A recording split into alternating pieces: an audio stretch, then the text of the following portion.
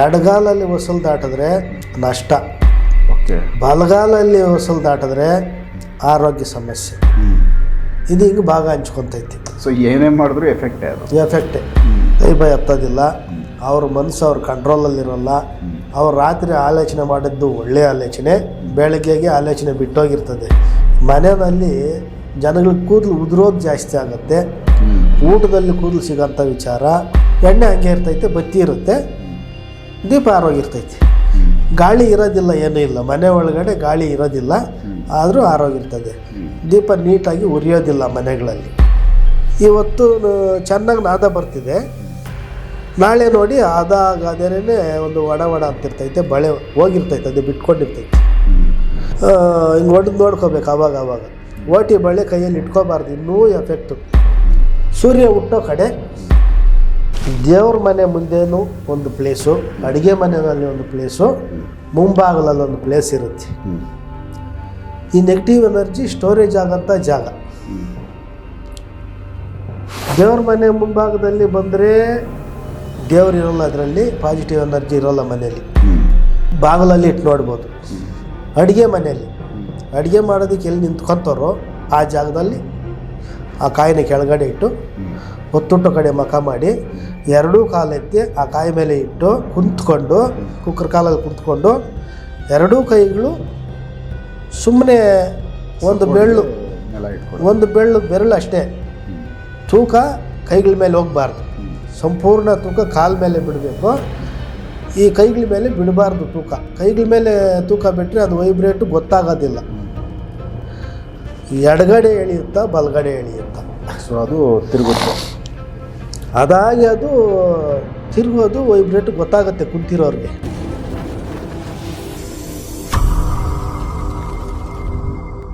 ನಮಸ್ಕಾರ ವೀಕ್ಷಕರೇ. ನಮಸ್ತೆ. ಮಚಮಣ, ಈಗ ಯಾರಿಗೋ ಒಬ್ರಿಗೆ ಬ್ಲ್ಯಾಕ್ ಮ್ಯಾಜಿಕ್ ಆಗಿದ್ದರೆ ಆ ಕುಟುಂಬದಲ್ಲಿ ಈ ಥರದ್ದೇ ಒಂದಷ್ಟು ಪರ್ಟಿಕ್ಯುಲರ್ ಸಮಸ್ಯೆಗಳು ಅಂತ ಕಾಣಿಸೋದು ಅಬ್ಸರ್ವ್ ಮಾಡಿರ್ತೀರ, ನಿಮ್ಮ ಗಮನಕ್ಕೆ ಬಂದಿರ್ತವೆ ಅವುಗಳನ್ನ. ಮತ್ತು ನಮ್ಮ ವೀಕ್ಷಕರು ಕೂಡ ಅವರಲ್ಲಿ ಈ ಎಫೆಕ್ಟ್ಗಳು ನಮ್ಗೆ ಕಾಣಿಸ್ತಾ ಇದ್ದಾವೆ, ಇದು ಏನು ಅಂತ ಅವ್ರು ತಿಳ್ಕೊಬೇಕು, ಇಲ್ಲ ಚೆಕ್ ಮಾಡಬೇಕು, ಇಲ್ಲ ಇದು ಮಾಡಿದ್ದ ಅವರೇ ಒಂದು ಸರಿ ನಾವು ಚೆಕ್ ಮಾಡ್ಕೊಳ್ಳೋಣ. ಹೆಂಗೆ ಚೆಕ್ ಮಾಡ್ಕೊಳ್ಳೋದು? ನಿಮ್ಮ ಹತ್ರಕ್ಕೆ ಬಂದರೆ ನೀವು ತಿಳಿಸ್ತೀರಾ, ಬಟ್ ನಿಮ್ಮ ಹತ್ರಕ್ಕೆ ಬರೋದಿಲ್ಲ, ಅವರೇ ಚೆಕ್ ಮಾಡ್ಕೋಬೇಕು. ಇದನ್ನು ನಾನು ಒಂದ್ಸರಿ ಚೆಕ್ ಮಾಡ್ಕೊಳ್ಳೋಣ ಅಂತೇಳಿ ನೀವು ಒಂದು ಏನಾದರೂ ಐಡಿಯಾಗಳು ಕೊಟ್ಟಿದ್ರೆ, ಈ ಥರ ಚೆಕ್ ಮಾಡ್ಕೊಂಡು ನೋಡ್ರಿ ನೀವು ಅಂತ. ಸೊ ಆ ಥರ ಒಂದು ಚೆಕ್ ಮಾಡ್ಕೊಳ್ಳೋಕ್ಕೆ ಒಂದಷ್ಟು ಐಡಿಯಾಗಳು ಕೊಡಿ. ಪಕ್ಕ ಇದು ಎಫೆಕ್ಟ್ ಆಗೈತೆ ಅಂತ ಹೆಂಗೆ ಅವರು ಅದನ್ನು ಕನ್ಫರ್ಮ್ ಮಾಡ್ಕೊತಾರೆ. ಈಗ ಎಲ್ಲೋ ದಾರಿನಲ್ಲಿ ಹೋಗುವಾಗ ಬರುವಾಗ ದಾಟ್ಬಿಟ್ಟಿರ್ತಾರೆ, ಎಲ್ಲಿ ಏನಿರುತ್ತೋ ಗೊತ್ತಿರಲ್ಲ, ಮೇಲೆ ನೋಡೋದಕ್ಕೆ ಏನೂ ಇರಲ್ಲ. ಮಾಡಿರೋ ಕಡೆ ನೆರಳು ಹಾಕಿದ್ರೂ ಆ ರಾಶಿ ಬಲದ ಮೇಲೆ ಇದ್ದಂಥ ಎಫೆಕ್ಟ್ ಅವ್ರಿಗೆ ಸೋಕಿದ್ದರೆ ಏನೂ ಗೊತ್ತಿಲ್ಲದೇ ಸುಮ್ಮನೆ ಶ್ರಮಪಟ್ಟು ದುಡಿತಾ ಇರ್ತಾರೆ. ಎಲ್ಲೂ ಕೈ ಬಾಯಿ ಹತ್ತೋದಿಲ್ಲ. ಈಗ ಇಂಥ ಸಮಸ್ಯೆಗಳು ಯಾವ್ಯಾವ ಸಮಸ್ಯೆ ಅಂತಂದು ಒಂದು ಸಾರಿ ಹೇಳ್ಬಿಡ್ತೀನಿ, ಆಮೇಲೆ ಅದನ್ನು ಚೆಕ್ ಮಾಡ್ಕೊಳ್ಳೋಂಥ ವಿಧಾನ ನೀವು ಹೇಳ್ದಂಗೆ ವೀಕ್ಷಕರ ಗಮನಕ್ಕೆ ತರೋಣ. ಈಗ ದಾಟದೋಷ ಆಗಲಿ ಮಾಟದೋಷ ಆಗಲಿ, ಯಾವುದಾದ್ರೂ ಒಂದು ಕುಟುಂಬಕ್ಕೆ ದಾಟದವರು ಒಬ್ಬರು ದಾಟ್ಕೊಂಡು ಸೀದಾ ಬಂದು ಹೊಸಲು ದಾಟ್ತಾರೆ. ಹೊಸಲು ದಾಟ್ಕೊಂಡೇ ಮನೆಗೆ ಹೋಗಬೇಕು. ಮೊದಲ ಕಾಲದಲ್ಲಿ ಸೀದಾ ಮನೆಗೆ ಹೋಗ್ತಿರ್ಲಿಲ್ಲ, ಆಚೆ ನೀರು ಇಡ್ತಿದ್ರು, ಆಚೆ ಕೈ ಕಾಲು ತೊಳ್ಕೊಂಡು ಒಳಗಡೆ ಹೋಗ್ತಿದ್ರು. ಈಗ ಸೀದಾ ಹೊಸಲು ದಾಟ್ತಾರೆ. ಹೊಸಲು ದಾಟಿದಾಗ ಮೇಯ್ನ್ ಇರೋದೇ ಹೊಸಲು, ಅದು ತಾಯಿ ಸಮಾನ ಮನೆಗೆ. ಅಲ್ಲಿ ವಾಸ್ತು ಪುರುಷನು ಅಲ್ಲಿಂದ ಪ್ರಥಮವಾಗಿ ಅಲ್ಲಿಂದ ಮೂಲ. ಯಾವಾಗ ಅವರು ಹೊಸಲು ದಾಟ್ತಾರೋ, ಎಡಗಾಲಲ್ಲಿ ಹೊಸಲು ದಾಟಿದ್ರೆ ನಷ್ಟ, ಓಕೆ. ಬಲಗಾಲಲ್ಲಿ ಹೊಸಲು ದಾಟಿದ್ರೆ ಆರೋಗ್ಯ ಸಮಸ್ಯೆ. ಇದು ಹಿಂಗೆ ಭಾಗ ಹಂಚ್ಕೊತೈತಿ. ಸೊ ಏನೇ ಮಾಡಿದ್ರು ಎಫೆಕ್ಟೇ ಅದು. ಎಫೆಕ್ಟೇ. ಎರಡೂ ರೀತಿಯಲ್ಲಿ ಎಫೆಕ್ಟೇ. ಕಾಲು ತೊಳ್ಕೊಂಡು ಮಾಡಿದರೆ ಏಕೋಲ್ಲ, ಕಾಲು ತೊಳ್ಕೊಂಡು ಬಂದರೆ ಸ್ವಲ್ಪ ನಿಧಾನವಾಗ್ತದೆ ದೋಷ. ಅದು ನಮಗೆ ಕಾಲು ತೊಳ್ಕೊಳ್ಳೋ ವಿಧಾನ ಬೇರೆ ಇದೆ. ಈಗಿನವ್ರು ಯಾರು ತೊಳೆಯಲ್ಲ ಕಾಲು, ಏನೋ ಚಪ್ಪಲಿ ಹಾಕ್ಕೊತಾರೆ, ಗಲೀಜೇನಿಲ್ಲ ಅಂತ ಅಂದ್ಕೊತಾರೆ, ಬಂದ್ಬಿಡ್ತಾರೆ. ಈಗ ಬೆಳಗ್ಗೆ ಹೋಗಿ ಸಂಜೆ ಬರೋಂಥವರು ಕೆಲವರು ನೀರು ಮನೆಗೆ ಹೋಗ್ತಾರೆ, ತೊಳ್ಕೊಂಡು ಬರ್ತಾರೆ, ಸ್ವಲ್ಪ ಅವ್ರಿಗೆ ಅವಾಯ್ಡ್ ಆಗ್ತದೆ. ದಿಢೀರಂತ ಅಟ್ಯಾಕ್ ಆಗಲ್ಲ. ಪದೇ ಪದೇ ದಾರಿನಲ್ಲಿ ಹೋಗೋರು ಬರೋರು ಒಂದಲ್ಲ ಒಂದು ಟೈಮು ಅದು ಸೇರ್ಕೊತೈತೆ ಮನೆಗೆ ದೋಷ. ಮನೆಗೆ ದೋಷ ಸೇರ್ಕೊಂತ ಅಂದ್ಕೊಳ್ಳಿ, ಮನೇಲಿ ಇಂಥವರೇ ಅಂತೇನಿಲ್ಲ, ಯಾರೇ ದಾಟ್ಕೊಂಡು ಮನೆ ಒಳಗಡೆ ಹೋದರೂ ಕಾಲು ತೊಳಿದೆ ಆ ಮನೆಗೆ ಅದು ಕಟ್ಟಿಟ್ಟು ಬಿತ್ತಿ ದೋಷ. ದೋಷ ಯಾವ್ಯಾವ ಥರ ಇರುತ್ತಂದರೆ, ಕೈ ಬಾಯಿ ಹತ್ತೋದಿಲ್ಲ, ಅವ್ರ ಮನಸ್ಸು ಅವ್ರ ಕಂಟ್ರೋಲಲ್ಲಿರೋಲ್ಲ, ಅವ್ರು ರಾತ್ರಿ ಆಲೋಚನೆ ಮಾಡಿದ್ದು ಒಳ್ಳೆಯ ಆಲೋಚನೆ, ಬೆಳಗ್ಗೆಗೆ ಆಲೋಚನೆ ಬಿಟ್ಟೋಗಿರ್ತದೆ. ಏನೋ ಹೊಸ ಐಡಿಯಾ, ಒಳ್ಳೆ ಐಡಿಯಾ ಹಾಕ್ಕೊಳ್ತಾರೆ, ನಾ ಹಿಂಗೆ ಮಾಡಬೇಕು ಅಂತ ಬೆಳಗ್ಗೆ ಅದು ಬಿಟ್ಟೋಗಿರ್ತದೆ. ಅಲ್ಲಿಂದ ಆಚೆಗೆ ಯಾವುದಾದ್ರೂ ಒಂದು ಕೆಲಸಕ್ಕೆ ಕೈ ಹಾಕಿದ್ರೆ ಪದೇ ಪದೇ ಪ್ರಯತ್ನ ಪಟ್ಟರು ಕೆಲಸ ಆಗೋದಿಲ್ಲ. ಮನೆಯಲ್ಲಿ ಜನಗಳಿಗೆ ಕೂದಲು ಉದುರೋದು ಜಾಸ್ತಿ ಆಗುತ್ತೆ, ಊಟದಲ್ಲಿ ಕೂದಲು ಸಿಗೋಂಥ ವಿಚಾರ. ಅಲ್ಲಿಂದ ಆಚೆ ಮನೆಯಲ್ಲಿ ಏನೋ ಒಂಥರ ಮನೆ ಒಳಗಡೆ ಬಂದರೆ ಏನೋ ಒಂಥರ ಖುಷಿ ಇರಲ್ಲ, ಮಂಕು ಬಡ್ದಂಗೆ ಇರ್ತದೆ. ಆಚೆ ಹೋಗೋಣ ಅಂತ ಅನ್ನಿಸ್ತಾ ಇರ್ತೈತೆ. ಮನೆಯಲ್ಲಿ ಅವ್ರವ್ರ ಮಧ್ಯದಲ್ಲೇ ಮನಸ್ತಾಪಗಳು ಉದ್ಭವ ಆಗ್ತಾ ಇರ್ತವೆ ಆಟೋಮೆಟಿಕ್ಕಾಗಿ. ನಾನೇನು ತಪ್ಪೇ ಮಾಡಲಿಲ್ಲ, ನನ್ನ ಮೇಲೆ ಯಾಕೆ ಹಿಂಗೆ ಮಾಡ್ತಾರೆ, ಈ ಥರ ಮಾತಾಡ್ತಾರೆ, ಇದು ಶತ್ರುತ್ವ ಬೆಳೆಯೋಂಥ ವಿಚಾರ. ಮನೆಗೆ ತಂದಂಥ ಆಹಾರ ಪದಾರ್ಥಗಳು ಬೇಗ ಇದಾಗಂಥದ್ದು, ಗ್ಯಾಸ್ ಆಗ್ಬೋದು. ಅಯ್ಯೋ ಮೊದಲು 2 ತಿಂಗಳಿಗೆ ಆಗ್ತಿತ್ತು, ಇದೇನಪ್ಪ ತಿಂಗಳಿಗೆ ಖಾಲಿ ಆಗೋಯ್ತು. ಹಿಂಗೆ ಒಂದೊಂದು ಮನೆಗಳಲ್ಲಿ ಅನ್ನ ಬಣ್ಣ ಚೇಂಜ್ ಆಗೋದು, ಅಥವಾ ಅನ್ನ ಮಾಡಿದ್ರೆ ನೀರು ಬಿಟ್ಕೊಳ್ಳೋಂಥದ್ದು, ಬೆಳಗ್ಗೆ ಮಾಡಿದ ಅನ್ನ ಸಂಜೆಗೆ ನಾಳೆ ತಿನ್ನೋಂಥದ್ದು ಸಮಯ. ಇವತ್ತು ಮಾಡಿದ ಅನ್ನ ಕೆಲವ್ರ ಮನೆಗಳಲ್ಲಿ ನಾಳೆ ತಿನ್ಬೋದು, ಆ ಥರ ಇರುತ್ತೆ ಗಟ್ಟಿಯಾಗಿ. ಕೆಲವ್ರ ಮನೆಗಳಲ್ಲಿ ನೀರು ಬಿಟ್ಕೊತೈತಿ. ಎಷ್ಟೇ ಅಡುಗೆ ರುಚಿಯಾಗಿ ಮಾಡಿದ್ರೂ ರುಚಿನೇ ಸಿಗದೆ ಇರ್ತಕ್ಕಂಥದ್ದು ಈ ವಿಚಿತ್ರವಾದ ಸ್ವಭಾವಗಳು ಮನೆಗಳಲ್ಲಿ. ಎಷ್ಟೋ ಎಲ್ಲ ನೆಗೆಟಿವ್ ರೀತಿಯಲ್ಲೇ ಆ ಮನೆ ಹೇಳ್ಕೊಳ್ಳೋಕ್ಕೇನೆ ಅಸಹ್ಯವಾಗಿರ್ತದೆ. ಮತ್ತು ಅವ್ರೇನಾದರೂ ಶೋಕೇಶ್ ಗಿಡಗಳು ಅದೋ ಇದೋ ಇಟ್ಟಿದ್ರೆ ಅವು ತಾನೇ ಒಣಗಂಥ ಗಿಡಮೂಲಿಕೆಗಳಿದ್ದಾವೆ. ಈಗ ತುಳಸಿ, ಆಮೇಲೆ ದಾಳಂಬ್ರಿ ಗಿಡ, ಇವಕ್ಕೆ ಮಾಟದೋಷ ಅಂದರೆ ತಡಿಯಲ್ಲ, ಅವು ಒಣಗೋಗ್ತವೆ. ತುಳಸಿ ಗಿಡ ಅಂತೂ ಒಣಗ್ತದೆ. ಈ ಅದಕ್ಕೆ ಫಸ್ಟು ಮನೆಗಳ ಮುಂದೆ ತುಳಸಿ ಗಿಡ ಇಡೋ ಸಂಪ್ರದಾಯ ಹಳೆ ಕಾಲದಲ್ಲಿ ಯಾಕೆ ಮಾಡಿದ್ರು ಅಂದರೆ, ತುಳಸಿ ಇಟ್ಟರೆ ನೆಗೆಟಿವ್ ಎನರ್ಜಿ ಸೋಕಿದ್ರೆ ಅದು ಎಚ್ಚರ ಕೊಡ್ತದೆ. ಅದು ಫಸ್ಟು ಹೆಚ್ಚು ಕಡಿಮೆ ಆಗುತ್ತೆ, ಒಣಗ್ಕೊತೈತೆ ಅಥವಾ ಬಾಡ್ತೈತೆ, ಕಳಾವಿಹೀನವಾಗ್ತದೆ, ಯಾವುದೋ ಒಂದು ಸಿಗ್ನಲ್ ಕೊಟ್ಬಿಡ್ತೈತೆ ತುಳಸಿ ಗಿಡ. ಈಗ ಮನೆ ಮುಂದೆ ಇಡೋದಿಲ್ಲ, ಪಕ್ಕಗಳಲ್ಲಿ ಇರ್ತಾರೆ, ಗೋಡೆ ಪಕ್ಕಗಳಲ್ಲಿ ಅಲ್ಲಿ ಇಲ್ಲಿ ಇಟ್ಕೊತಾರೆ. ಎಲ್ಲಿ ಇಟ್ಕೊಂಡ್ರು ಅಷ್ಟೇ ಒಣಗೋಗ್ತವೆ, ಸಿಗ್ನಲ್ ಕೊಟ್ಬಿಡ್ತವೆ. ಯಾಕೋ ಗಿಡ ಒಣಗೋಯ್ತು, ಮತ್ತೆ ಅದರಲ್ಲಿ ಇನ್ನೊಂದು ಗಿಡ ಊತಿದ್ರೂ ಆಗಲ್ಲ. ಈ ಥರ ಸಿಗ್ನಲ್ಗಳು ಕೊಡ್ತಿರ್ತವೆ. ಯಾವುದೇ ಒಂದು ಊಟ ತಿಂದರೆ ಅದು ತಕ್ಷಣಕ್ಕೆ ತೃಪ್ತಿ ಅನಿಸುತ್ತೆ, ಆಮೇಲೆ ನೋಡಿ ಬೇಗನೆ ಹೊಟ್ಟೆ ಹಸಿವಾಗೋದು ಕೆಲವ್ರಿಗೆ. ತಿನ್ಬೇಕು ಅನ್ನೋದು, ಯಾಕಂದರೆ ನಷ್ಟಕ್ಕೆ ನಷ್ಟ ಉದ್ಭವ ಆಗ್ಬೇಕಂದ್ರೆ ತಿನ್ನಬೇಕು. ಈ ಏನೆಲ್ಲ ವೇಸ್ಟ್ ಖರ್ಚು ಮಾಡಬೇಕಂದ್ರೆ ಮನಸ್ಸಿಗೆ ಹಂಬಲ ಬರೋದು. ಒಳ್ಳೆಯದನ್ನು ನಾವು ಕೂಡಿಡಬೇಕು, ಒಳ್ಳೆಯದನ್ನು ತರಬೇಕು, ಅದು ನಮಗೆ ನಾಳೆ ದಿನದಲ್ಲಿ ಲಾಭ ತರೋಂಥದ್ದು ನಾವು ಖರೀದಿ ಮಾಡಬೇಕು, ಹಂಗೇನಿರಲ್ಲ. ಸದ್ಯಕ್ಕೆ ನಷ್ಟ ಆಗೋಂಥದ್ದನ್ನೇ ಬಯಸ್ತಾ ಇರ್ತಾರೆ. ಈ ಥರ ನಮಗೆ ಗೊತ್ತಿಲ್ಲದೇನೆ ಸಾಲಗಳಾಗೋದು ಮನೆಗಳಲ್ಲಿ, ಸಾಲ ಹೊಲ ತಲೆ ಮೇಲೆ ಹೊತ್ಕೊಳ್ಳೋದು, ವ್ಯಾಪಾರಗಳು ಲಾಸ್ ಆಗೋದು, ಪ್ರತಿಯೊಂದೂ ಕುಂಠಿತವಾಗುತ್ತದೆ. ಮನೆಯಲ್ಲಿ ಶ್ರೇಯಸ್ಸು ಅನ್ನೋದು ಕೆಳಗಡೆ ಬಿದ್ದೋಗ್ತದೆ.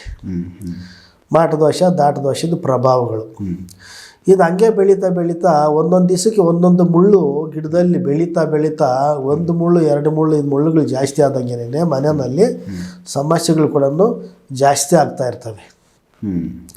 ಹಿಂಗಾಗಿ ಹೆಣ್ಣು ಮಕ್ಕಳು ಮುಖದಲ್ಲಿ ನೋಡು ಅಥವಾ ಗಂಡು ಮಕ್ಕಳು ಮುಖದಲ್ಲಿ ನೋಡು, ಕಳೆ ಇರಲ್ಲ, ಕಾಂತಿ ಇರಲ್ಲ. ಎಷ್ಟೇ ಸುನಾ ಪೌಡ್ರ್ ಹಾಕೊಂಡ್ರೂ ಬಾಡ್ತಾರ ಮಖಗಳಿರ್ತದೆ, ಖುಷಿ ಇರಲ್ಲ. ಮನೆಯಲ್ಲಿ ವಿಚಿತ್ರ ಮನಸ್ಥಿತಿಗಳು, ಅವ್ರವ್ರಿಗೇನೇನೆ ಕಿತ್ತಾಟ ಆಗುತ್ತೆ, ಮತ್ತು ಅವ್ರು ಏನಾದರೂ ಮಾಡ್ಕೋಬೇಕು ಅಂತ ಅನಿಸುತ್ತೆ. ಮನೆಯಲ್ಲಿ ನೆಮ್ಮದಿ ಇರಲ್ಲ, ಮನೆ ಬಿಟ್ಟು ಹೋಗಬೇಕು ಹೆಂಡ್ತಿಗೆ. ಎಷ್ಟೋ ಜನ ಮನೆ ಬಿಟ್ಟು ಹೊಟ್ಟೋಗಿರ್ತಾರೆ ಗಂಡನ ಬಿಟ್ಟು. ಎಷ್ಟೋ ಮನೆಯಲ್ಲಿ ನಡೆದಿದೆ. ಎಷ್ಟೋ ಜನ ಹೆಂಡ್ತಿನ ಬಿಟ್ಬಿಟ್ಟು ಎಲ್ಲೋ ಹೋಗಿ ಜೀವನ ಮಾಡ್ತಿರ್ತಾರೆ, ಪಿ ಜಿಗಳಲ್ಲಿ ಇರ್ತಾರೆ, ಅಲ್ಲಿ ಇಲ್ಲಿ ಸುಮ್ಮನೆ ಹಿಂಸೆ. ಇದೆಲ್ಲ ಇವ್ರಿಗೆ ಗೊತ್ತಿಲ್ಲದೆ ನಡೀತಾ ಇರ್ತಕ್ಕಂಥ ನೆಗೆಟಿವ್ ಎನರ್ಜಿಗಳ ಪ್ರಭಾವ ಗೊತ್ತಿರೋದಿಲ್ಲ. ಹೀಗಾಗಿ ಯಾವುದೇ ಒಂದು ರೀತಿಯಲ್ಲಿ ಕೂಡ ಆಗುವಂಥ ದೋಷಗಳನ್ನ ಕಂಡುಹಿಡಿಯೋಕೆ ಆಗೋದಿಲ್ಲ. ಮೇಯ್ನು ಎಲ್ಲಿ ಬರ್ತಿದೆ ದೋಷದ್ದು ಅಂತಂದರೆ ಮೈಕೈಯಲ್ಲಿ ಸಮಸ್ಯೆಗಳು. ಹೆಣ್ಣು ಮಕ್ಕಳಿಗೆ ಈಗ ಪೀರಿಯಡ್ ಸಮಯದಲ್ಲಿ ಕೂಡ ಏರುಪೇರುಗಳಾಗ್ತವೆ.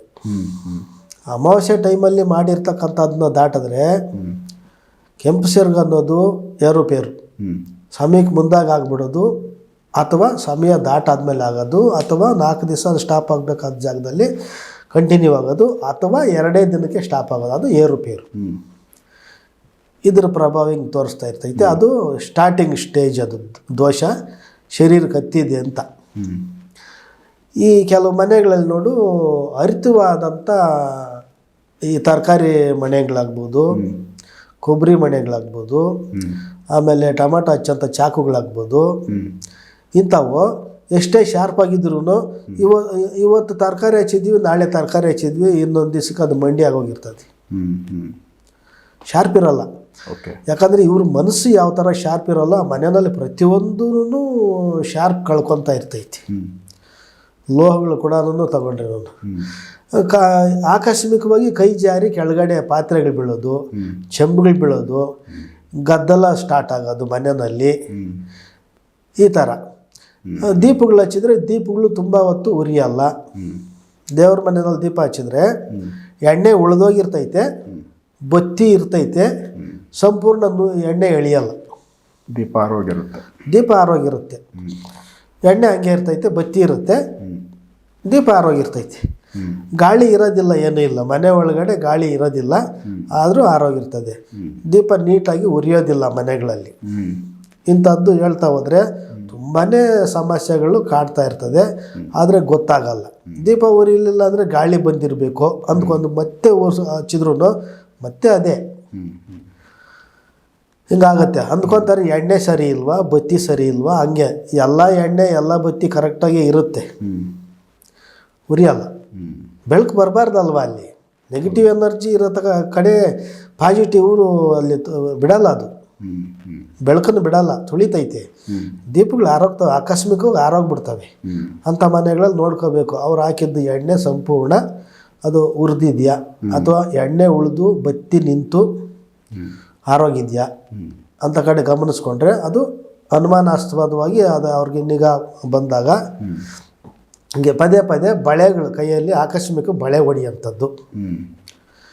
ಈಗ ನಮ್ಮ ಹೆಣ್ಮಕ್ಳು ತೆಂಗಿನಕಾಯಿ ಹೊಡಿಬೇಕು ಮನೇಲಿ ಅಂದರೆ ಬಳೆಗಳು ಹಿಂಗೆ ಹಿಡ್ಕೊಂಡು ಕಾಯಿ ಹೊಡಿತಾರೆ. ಯಾಕಂದರೆ ಬಳೆ ಹೊಡಿಬಾರ್ದು ಅಂತ. ಕಸ ಗುಡಿಸುವಾಗ ಕೈ ನಿಧಾನವಾಗಿ ಆಡಿಸ್ತಾರೆ. ಈಗಿನ ಕಾಲದಲ್ಲಿ ರುಬ್ಬೋ ಗುಂಡಿಲ್ಲ, ಬೀಸೋ ಕಲ್ಲಿಲ್ಲ, ಏನೂ ಇಲ್ಲ, ಎಲ್ಲ ಮಿಕ್ಸಿಗಳು ಈಸಿಯಾಗಿ ಕೆಲಸ ಮಾಡೋಂಥವು. ಸಾಮಾನ್ಯ ಕೈಗಳಲ್ಲಿ ಬಳೆಗಳು ಹೊಡಿಯೋ ಚಾನ್ಸ್ ಇಲ್ಲ ಹೆಣ್ಮಕ್ಳಿಗೆ, ಅಂತ ನಿಧಾನವಾದ ಕೆಲಸಗಳು ಮಾಡ್ಕೊತಾರೆ. ಹಂಗೂ ಓಟಿ ಹೋಗಿರ್ತವೆ ಕೈಯಲ್ಲೇ. ಇವತ್ತು ಚೆನ್ನಾಗಿ ನಾದ ಬರ್ತಿದೆ, ನಾಳೆ ನೋಡಿ ಅದಾಗದೇನೆ ಒಂದು ವಡ ಅಂತಿರ್ತೈತೆ, ಬಳೆ ಹೋಗಿರ್ತೈತೆ, ಅದೇ ಬಿಟ್ಕೊಂಡಿರ್ತೈತಿ. ಹಿಂಗೆ ಹೊಡೆದು ನೋಡ್ಕೋಬೇಕು ಅವಾಗ. ಓಟಿ ಬಳೆ ಕೈಯಲ್ಲಿ ಇಟ್ಕೋಬಾರ್ದು, ಇನ್ನೂ ಎಫೆಕ್ಟು.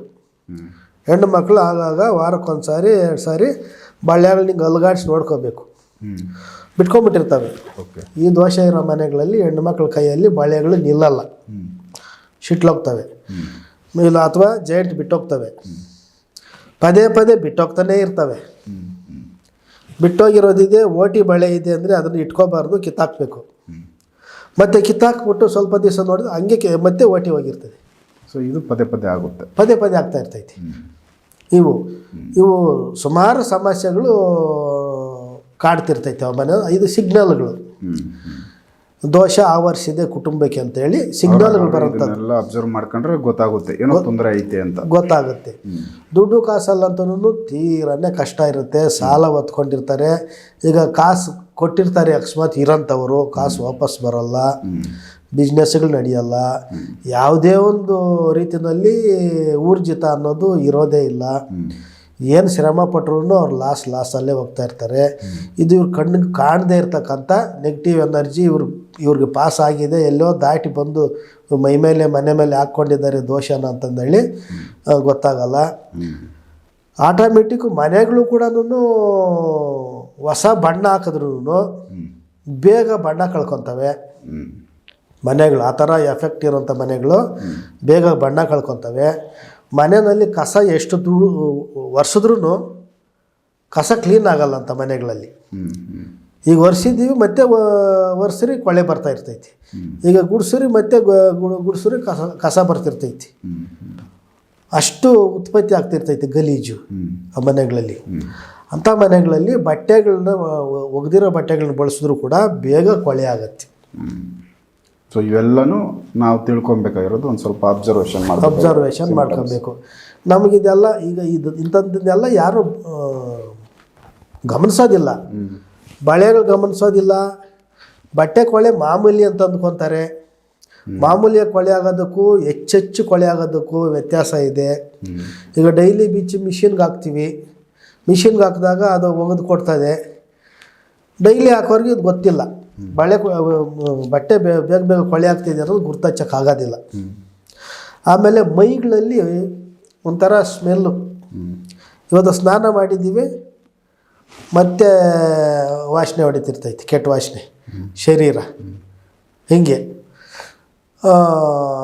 ಯಾವುದೇ ಶರೀರದಲ್ಲಿ ಪದೇ ಪದೇ ತೇಗುಗಳು ಬರೋದು ಅಸಹ್ಯವಾಗಿ ಈ ಥರ ನಡೀತಿರ್ತೈತಿ. ಈ ಗುರ್ತಿಡಿಬೇಕು. ಈ ಗುರ್ತಿಡ್ಕೊಂಡು ಅನುಮಾನ ಬಂದಾಗ ಯಾವ ರೀತಿ ಐತೆ ಇದು ಸಮಸ್ಯೆ, ನಮ್ಮ ದಾಟಿದ್ದೀವ ಅಥವಾ ದಾಟಿಲ್ವಾ, ನಮ್ಮ ಮನೆಗೆ ಏನಾದರೂ ನೆಗೆಟಿವ್ ಎನರ್ಜಿ ಇದೆಯಾ ಇಲ್ವಾ ಅಂತ ನಾವು ಚೆಕ್ ಮಾಡ್ಕೊಳ್ಳೋದಾದಾಗ ಅವರೇ ಚೆಕ್ ಮಾಡ್ಕೋಬೇಕು. ಯಾಕಂದರೆ ಅನುಭವ ಇಲ್ಲದೆ ಅವ್ರಿಗೇನು ಗೊತ್ತಿಲ್ಲದೇನೆ ಅವರು ಇದ್ದಿದ್ದು ಲಾಸ್ ಆಗ್ತಾ ಇರ್ತಾರೆ. ಸಂಪೂರ್ಣ ಲಾಸ್ ಆಗೋದ್ಮೇಲೆ ಅವರು ಅದನ್ನು ಸರಿ ಮಾಡ್ಕೊಳ್ಳೋಕ್ಕೂ ಅವ್ರಿಗೆ ಚೈತನ್ಯ ಇಲ್ಲದೆ ಇರೋಷ್ಟು ಮಟ್ಟಕ್ಕೆ ಇಳಿತಾರೆ. ಸೊ ಇವುಗಳನ್ನೆಲ್ಲ ನೋಡಿದ ತಕ್ಷಣ ಅವ್ರು ಇಮಿಡಿಯೇಟಾಗಿ ಯಾರೋ ಒಬ್ಬರು ವೈದ್ಯರ ಹತ್ರ ಹೋಗಿ ಸೊ ಇದ್ರ ಬಗ್ಗೆ ಒಂದಷ್ಟು ಮಾಹಿತಿ ಕೊಟ್ಟಾಗ ಅವ್ರು ಚೆಕ್ ಮಾಡಿದ್ರೆ ಇದಕ್ಕೆ ಒಂದು ಪರಿಹಾರ ಅಂತ ಕೊಡ್ತಾರೆ. ಆ ಪರಿಹಾರ ತೊಗೊಂಡಾದ್ಮೇಲೆ ಅದು ಇಂಥವುಗಳಿಂದ ಕ್ಲಿಯರ್ ಆಗುತ್ತೆ. ಕೆಲವರು ಹೋಗೋದೇ ಇಲ್ಲದೆ ಇರೋರು ಅಲ್ಲೇ ಚೆಕ್ ಮಾಡ್ಕೊಳ್ಳೋಂಥದ್ದು ದಾರಿ. ಒಂದು ತೆಂಗಿನಕಾಯಿ ತಗೋಬೇಕು, ರೌಂಡ್ ತೆಂಗಿನಕಾಯಿ ಉದ್ದ ಇರಬಾರ್ದು. ಈ ಉದ್ದ ಇದ್ದರೆ ಜುಟ್ಟು ನೆಲಕ್ಕೆ ಸೋಕಬಾರ್ದು, ಜುಟ್ಟು ಮೇಲಕ್ಕೆ ಇರಬೇಕು. ಕಾಯಿ ದಪ್ಪ ಇರೋ ಕಾಯಿ ಎತ್ಕೋಬೇಕು. ದಪ್ಪ ಇರೋ ಕಾಯಿ ಎತ್ಕೊಂಡು ಮದುವೆ ಆಗದೆ ಇರ್ತಕ್ಕಂಥ ಹೆಣ್ಣು ಮಕ್ಕಳಾಗ್ಬೋದು ಗಂಡು ಮಕ್ಕಳಾಗ್ಬೋದು. ಆ ಕಾಯಿಗೆ ಸಂಪೂರ್ಣವಾಗಿ ಇದು ಅಯ್ಯಪ್ಪ ಸ್ವಾಮಿಗೆ ಮಾಡ್ತಾರೆ, ನೈಸಾಗಿ ಪೌಡ್ರ್ ಗೀಚಾಕಿ ಆ ಥರ ಗೀಚಾಕಿ ಅದಕ್ಕೆ 3 ಕಡೆ ಬೊಟ್ಟಿಡಬೇಕು. ಬೊಟ್ಟಿಟ್ಟು ದೇವ್ರ ಮನೆಯಲ್ಲಿಟ್ಟು ಅದಕ್ಕೆ ಸಾಂಬ್ರಾಣಿ ಹೊಗೆ ಕೊಟ್ಟು ಮನಸ್ಸಲ್ಲಿ ಸಂಕಲ್ಪ ಅವ್ರ ಮನೆ ದೇವ್ರ ನೆನೆಸ್ಕೊಂಡು ನಮಗೇನೋ ಸಮಸ್ಯೆ ಇರ್ಬೋದು ನೋಡ್ಕೋಬೇಕು, ಹೌದಾ ಇಲ್ವಾ ಅನ್ನೋದು ನಾವು ಕನ್ಫರ್ಮ್ ಮಾಡ್ಕೋಬೇಕು ಅಂಥೇಳಿ ಮನಸ್ಸಲ್ಲಿ ಅಂದ್ಕೊಂಡು ಮನೆ ದೇವ್ರನ್ನ ಸಂಕಲ್ಪ ಮಾಡಿ ಆ ಕಾಯಿ ಮೇಲೆ ಸೂರ್ಯ ಹುಟ್ಟೋ ಕಡೆ ದೇವ್ರ ಮನೆ ಮುಂದೇನು ಒಂದು ಪ್ಲೇಸು, ಅಡುಗೆ ಮನೆಯಲ್ಲಿ ಒಂದು ಪ್ಲೇಸು, ಮುಂಭಾಗದಲ್ಲಿ ಒಂದು ಪ್ಲೇಸ್ ಇರುತ್ತೆ. ಈ ನೆಗೆಟಿವ್ ಎನರ್ಜಿ ಸ್ಟೋರೇಜ್ ಆಗೋಂಥ ಜಾಗ. ದೇವ್ರ ಮನೆ ಮುಂಭಾಗದಲ್ಲಿ ಬಂದರೆ ದೇವ್ರು ಇರೋಲ್ಲ, ಅದರಲ್ಲಿ ಪಾಸಿಟಿವ್ ಎನರ್ಜಿ ಇರೋಲ್ಲ ಮನೆಯಲ್ಲಿ. ದೇವ್ರ ಮನೆ ಸೇರಲ್ಲ. ಈ ಥರ ದೋಷ ಇದ್ದಾಗ ಬಾಗಿಲಲ್ಲಿ ಇಟ್ಟು ನೋಡ್ಬೋದು. ಅಂದರೆ ಹೊಸಲು ಒಳಗಡೆನೆ ಮನೆ. ಅಡುಗೆ ಮನೆಯಲ್ಲಿ ಅಡುಗೆ ಮಾಡೋದಕ್ಕೆ ಎಲ್ಲಿ ನಿಂತ್ಕೊತಾರೋ ಆ ಜಾಗದಲ್ಲಿ ಆ ಕಾಯಿನ ಕೆಳಗಡೆ ಇಟ್ಟು ಹೊತ್ತುಟ್ಟು ಕಡೆ ಮಖ ಮಾಡಿ 2 ಕಾಲೆತ್ತಿ ಆ ಕಾಯಿ ಮೇಲೆ ಇಟ್ಟು ಕುಂತ್ಕೊಂಡು ಕುಕ್ಕರ್ ಕಾಲಲ್ಲಿ ಕುಂತ್ಕೊಂಡು 2 ಕೈಗಳು ಸುಮ್ಮನೆ ಒಂದು ಬೆರಳು ಅಷ್ಟೇ ತೂಕ ಕೈಗಳ ಮೇಲೆ ಹೋಗಬಾರ್ದು. ಸಂಪೂರ್ಣ ತೂಕ ಕಾಲ ಮೇಲೆ ಬಿಡಬೇಕು. ಈ ಕೈಗಳ ಮೇಲೆ ಬಿಡಬಾರ್ದು ತೂಕ. ಕೈಗಳ ಮೇಲೆ ತೂಕ ಬಿಟ್ಟರೆ ಅದು ವೈಬ್ರೇಟು ಗೊತ್ತಾಗೋದಿಲ್ಲ. ವೈಬ್ರೇಟು ನಿಮಗೆ ಗೊತ್ತಾಗಬೇಕು ಅಂದರೆ ಕೈಗಳ ಮೇಲೆ ತೂಕ ಇರಬಾರ್ದು. ಸುಮ್ಮನೆ ನಾವು ವಾಲ್ದಿರೋ ಸಪೋರ್ಟ್ಗಷ್ಟೇ ಕೈಗಳು ಇಟ್ಕೊಳ್ಳೋದು. ಸಂಪೂರ್ಣ ತೂಕ ಕಾಯಿ ಮೇಲೆ ಬಿಟ್ಬಿಟ್ಟು ನಾವು ಕುಂತ್ಕೊಂಡ್ರೆ ಎಡಗಡೆ ಎಳೆಯುತ್ತಾ ಬಲಗಡೆ ಎಳೆಯುತ್ತಾ ಸೊ ಅದು ತಿರುಗುತ್ತೆ. ಅದಾಗಿ ಅದು ತಿರುಗೋದು ವೈಬ್ರೇಟ್ ಗೊತ್ತಾಗುತ್ತೆ ಕುಂತಿರೋರಿಗೆ. ಅದು ಈ ಕಡೆ ತಿರುಗುತ್ತಾ ಅಥವಾ ಎಡಗಡೆ ತಿರುಗುತ್ತಾ ನೋಡ್ಕೊಂಡಾಗ ಬಲಗಡೆ ಏನಾದರೂ ತಿರುಗಿದ್ರೆ ನಿಮಗೋಸ್ಕರನೇ ಮಾಡಿದ್ದಾರೆ ದೋಷ. ಓಕೆ. ಎಡಗಡೆ ಟರ್ನ್ ನೋಡಿದ್ರೆ ರಾಶಿ ಬಲದ ಮೇಲೆ ದಾಟ್ಕೊಂಡು ಬಂದಿದೆ ದೋಷ. ಸೊ ಯಾರಿಗೋ ಮಾಡಿರೋದು ನಿಮ್ಗೆ ಬಂದೈತೆ, ದಾಟಿರೋದು ಬಂದಿದೆ, ದಾಟ ದೋಷ ಬಂದಿದೆ. ಅದು ಮಾಟ ದೋಷವನ್ನೇ ದಾಟ್ಕೊಂಡು ಬಂದು ಮನೆಗೆ ತಂದುಕೊಂಡಿದ್ದೀರಾ ಅನ್ನೋ ಲೆಕ್ಕ. ಬೈ ಚಾನ್ಸ್ ತಿರುಗಿಲ್ಲ, ಹಾಗೆ ಉಳ್ಕೊಂಡು ಬೈ ಚಾನ್ಸ್ ತಿರುಗಲಿಲ್ಲ, ಈ ಜಾಗ ಬಿಟ್ಟು ಮುಂಭಾಗಲಲ್ಲಿ ಇಡಬೇಕು. ಅಲ್ಲೇನು ದೋಷ ಇಲ್ಲ, ಸೊ ಬೇರೆ ಕಡೆ ಅಲ್ಲಿ ಇಟ್ಕೋಬೇಕು. ಅರ್ಥ ಆಯ್ತಾ? ಅಲ್ಲಿ ಚೆಕ್ ಮಾಡಬೇಕು. ಅಲ್ಲಿ ನೋಡಿ ಅಡುಗೆ ಮನೇಲಿ ಚೆಕ್ ಮಾಡ್ಕೋಬೇಕು. 3 ಜಾಗದಲ್ಲಿ ಇಟ್ಟು ಚೆಕ್ ಮಾಡ್ಕೋಬೇಕು. ಜಾಸ್ತಿಲಿರೋದು ಮುಂಭಾಗಲು, ಅಡುಗೆ ಮನೆ ಜಾಗ, ದೇವ್ರ ಮನೆ ಜಾಗ, ಈ ಜಾಗದಲ್ಲಿ ಇಟ್ಟು ಚೆಕ್ ಮಾಡ್ಕೋಬೇಕು. ಅದು ರೊಟೇಟ್ ಆಗೋದು. ಯಾವ ಥರ ರೊಟೇಟ್ ಆಗುತ್ತೆ? ನಮ್ಗೆ ವೈಬ್ರೇಟ್ ಗೊತ್ತಾಗುತ್ತೆ ಕುಂತಿರೋರಿಗೆ. ಕೆಲವು ಮಕ್ಕಳಿಗೆ ತಿರ್ಗೋದಿಲ್ಲ. ಕೆಲವು ಕೈಗಳಲ್ಲಿ ಹಸ್ತರೇಖೆಗಳು ಡಿಫ್ರೆನ್ಸ್ ಇರ್ತವೆ. ಅಂಥ ಡಿಫ್ರೆನ್ಸ್ ಇರ್ತಕ್ಕಂಥ ಕೈಗೆರೆಗಳಲ್ಲಿ ಡಿಫ್ರೆನ್ಸ್ ಇರ್ತಕ್ಕಂಥ ಹಸ್ತರೇಖೆಗಳಲ್ಲಿ ಡಿಫ್ರೆನ್ಸ್ ಇರ್ತಕ್ಕಂಥವ್ರಿಗೆ ಕಾಯಿ ತಿರ್ಗೋದಿಲ್ಲ. ಅವ್ರನ್ನ ಬಿಟ್ಟು ಬೇರೆಯವ್ರನ್ನ ಕೂರಿಸಿ ಚೆಕ್ ಮಾಡ್ಕೋಬೇಕು. ಓಕೆ. ಯಾರಾದರೂ ಮದುವೆ ಆಗದೆ ಇರೋರು ದೊಡ್ಡವ್ರು ಮದುವೆ ಆಗಿರೋರು ಕುತ್ಕೋಬೋದು. ಮದುವೆ ಆಗಿರೋರು ಕುತ್ಕೋಬೇಕಾದ್ರೆ ಸ್ನಾನ ಮಾಡ್ಕೋಬೇಕು, ಕುತ್ಕೋಬೇಕು. ಮದುವೆ ಯಾರೇ ವಯಸ್ಸು ಅಂತ ಲೆಕ್ಕ ಇಲ್ಲ, ಕುತ್ಕೋಬೋದು. ಸಣ್ಣ ಮಕ್ಕಳಿದ್ರೆ ನೀಟಾಗಿ ಕುತ್ಕೊಳ್ಳೋಕೆ ಅನುಕೂಲ ಇರುತ್ತೆ. ಈಗ ದೊಡ್ಡವ್ರು ಕುತ್ಕೊಳ್ಳೋದಕ್ಕೆ ಅನುಕೂಲ ಇರೋಲ್ಲ. ಅನುಕೂಲ ಮಾಡಿ ಅಭ್ಯಾಸ ಮಾಡ್ಕೊಂಡ್ರೆ ಕುತ್ಕೋಬೋದು. ಎಲ್ಲರೂ ಕುತ್ಕೊಂಡ್ರೆ ಅದು ರೊಟೇಟ್ ಆಗುತ್ತೆ ದೋಷ ಇದ್ದರೆ. ಸೊ ಇದು ಎಲ್ಲಿ 3 ಕಡೆನೂ ದೋಷ ಇಲ್ಲ ಅಂದರೆ, ಎಲ್ಲಿ ದೋಷ ಇಲ್ಲ ಅಂದರೆ ಮಾಟ ದೋಷ ದಾಟ ದೋಷಕ್ಕೆ ಸಂಬಂಧ ಇಲ್ಲ. ಓಕೆ, ಸಂಬಂಧ ಇಲ್ಲ ಅಂತ ಲೆಕ್ಕ. ಓಕೆ. ಇದು ಯಾವುದೋ ಬೇರೆ ಇನ್ನೇನಾದರೂ ಏನೋ ಬೇರೆ ಏನೋ ದೋಷ ಇದೆ, ಪ್ರಶ್ನೆ ಹಾಕ್ಕೊಂಡು ಚೆಕ್ ಮಾಡಬೇಕು. ಈ ತೆಂಗಿನಕಾಯಲ್ಲಿ ಈ ಥರ ದೋಷನ ತೋರಿಸ್ಕೊಡುತ್ತೆ.